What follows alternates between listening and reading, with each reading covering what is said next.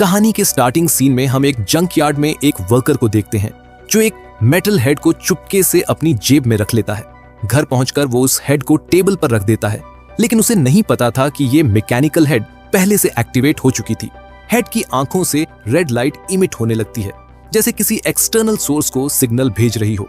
इसी वक्त पास के जंक यार्ड में एक मैकेनिकल आर्म स्क्रैप हीप से बाहर निकलती है। वहां का ओल्ड गार्ड कुछ अजीब आवाज सुनकर सीन पर पहुंचता है और अपने कुत्ते को भौंकते हुए देखकर समझ जाता है कि कुछ गड़बड़ है।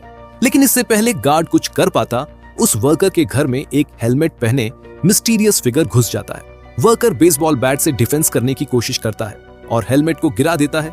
तब उसे पता चलता है कि ये पहले से डेड डोरमैन है, लेकिन अब बहुत देर हो चुकी थी। रोबोट उसे मार देता है और अपना मिसिंग हेड वापस ले लेता है। ये सब कुछ एक मैथ क्लास के इंसिडेंट से शुरू हुआ था। टीचर ने एक स्टूडेंट सारा को क्लास में बुलाया। जैसे ही एक मेल स्टूडेंट हाथ उठाता है, टीचर अचानक गन निकालकर फायर कर देता है। जॉन भागने की कोशिश में एक क्लासमेट की मौत का कारण बन जाता है और जॉन विंडो से कूदकर भाग जाता है। तब पता चलता है कि टीचर असल में एक रोबोट था, डेरिक, जिसका मिशन जॉन को मारना था। डेरिक जॉन का पीछा करता है, रास्ते में एक स्कूल बस को पलट देता है और उसे ढूंढने लगता है। जब डेरिक जॉन को ढूंढ लेता है, तभी एक कार उनकी तरफ तेजी से आती है। जॉन देखता है कि ड्राइवर सैरा है, जो कि मल्टीपल बार गोली खा चुकी है। उसे समझ आता है कि सैरा भी एक रोबोट है जो उसे प्रोटेक्ट करने आई है। जॉन को अभी तक नहीं पता था कि फ्यूचर में वो स्काईनेट के खिलाफ रिबेलियन का लीडर बनेगा और वॉर जीत जाएगा। इसलिए स्काईनेट ने टर्मिनेटर को पास्ट में भेजा है ताकि वो जॉन को मार सके और वॉर का रिजल्ट चेंज कर सके। जॉन की मदर को जब अपने बेटे के बारे में पता चलता है तो वो बाइनोक्यूलर से स्कूल की तरफ देखती है सिचुएशन को ऑब्जर्व करने के लिए। लेकिन तभी डेरिक अपीयर होता है और जॉन की मां को वायलेंटली साइड में फेंक देता है, जॉन के बारे में पूछते हुए।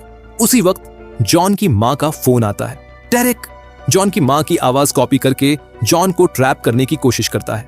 अनजान इस ट्रैप से जॉन घर पहुंच जाता है और डोर खोलता है जहां डेरिक वेट कर रहा था। डेरिक तुरंत फायर कर देता है। मदर घबरा जाती है, लेकिन जब डेरिक चेक करने जाता है तो पता चलता है कि वो सैरा थी। जॉन की मदर जल्दी से वेपन उठाती है और फायरिंग शुरू कर देती है, जबकि सारा डेरिक को पकड़कर हाई वोल्टेज शॉक देती है। कुछ देर में डेरिक का सिस्टम शट डाउन हो जाता है और ग्रुप वहां से गाड़ी में भाग जाते हैं। एक सेफ लोकेशन पर पहुंचकर वो लोग आगे की प्लानिंग शुरू करते हैं। डेरिक न्यूएस्ट मॉडल टर्मिनेटर था, एक छोटा सा पार्ट भी बच जाए तो वो रीजनरेट कर सकता था। ये समझते हुए उन्होंने डिसाइड किया कि स्काईनेट सिस्टम को ही कंप्लीटली डिस्ट्रॉय करना होगा डेरिक को परमानेंटली खत्म करने के लिए। वो लोग एक सीक्रेट बेस पहुंचते हैं हैवी वेपन्स कलेक्ट करने, लेकिन एक्शन लेने से पहले ही रिवाइव्ड होकर डेरिक डोर तोड़कर अंदर आ जाता है। जॉन की मदर इलेक्ट्रोमैग्नेटिक कैनन से फायर करती है, जिससे वो फिर से डिसेबल हो जाता है। बाद में जॉन की मदर स्काईनेट के क्रिएटर विक का पता लगाती है। बिना शक पैदा किए जैसा सोचा था, विक ट्रैप में फंस जाता है। वो प्राउडली अपना सुपर कंप्यूटर दिखाता है, जो कि स्काईनेट का इनिशियल फॉर्म था। वुमन फायर से उसे डिस्ट्रॉय कर देती है, पूरे विला को राख में बदलकर। जब विक घर वापस आता है तो वो शॉक्ड रह जाता है। इनिशियली वो बचा हुआ कुछ रेस्क्यू करने की कोशिश करता है, लेकिन विलेजर्स उसे रोक लेते हैं। एंड में ग्रुप सक्सेसफुली स्काईनेट सिस्टम को डिस्ट्रॉय कर देती है और टाउन अपनी नॉर्मल लाइफ में वापस लौट जाता है। प्रेजेंट टाइमलाइन को सिक्योर कर लिया जाता है।